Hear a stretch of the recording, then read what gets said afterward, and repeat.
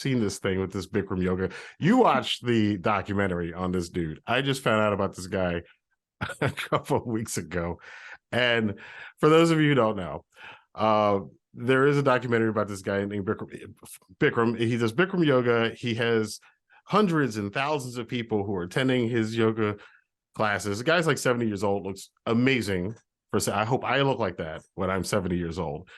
But he kind of got to his head, and this, like, literally this guy says that women, it's really sad. I really shouldn't be laughing about it because he's actually kind of a horrible person. But he said that there are women who would give millions of dollars for his essence, let's put it that way. And there's a lot of allegations against this guy. Like, there's that kind of stuff, you know, as a person, as a woman, as a, you know, obviously a person with, I would hope, some moral compass and moral conscience. When you hear of people doing things like that, does that kind of like, does it give you inspiration to go, or does it give you inspiration for, this might be a character for the future that we need? If I need a good villain, that would be somebody with that kind of ego.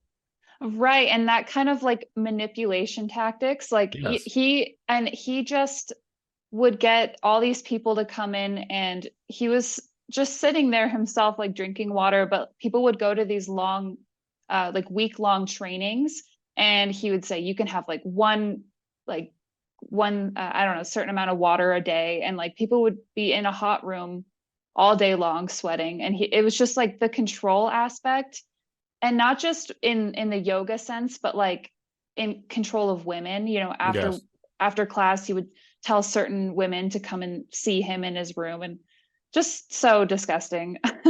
And also just the fact that he tried to take this practice and bring it to America, which in and of itself I don't think is wrong, but just in the way that he did it and tried to control the whole narrative and like name it Bikrum Yoga, and it's just the control part of it is crazy. And I mean, it is kind of cultish if you think about that sort of thing, and the power that he had.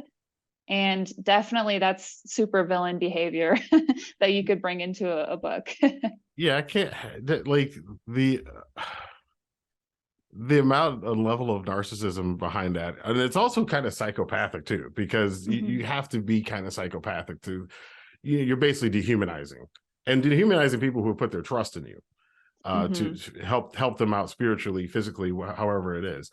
I can't think of, I mean, when I study villain psychology for some of the stuff that I write, it's one of the things. Psychology is like huge for the Kind of Cold series that I have. It's kind of the bedrock of one of the main villains. He's actually a clinical psychologist. So it's so weird to hear how things can be abused in that way.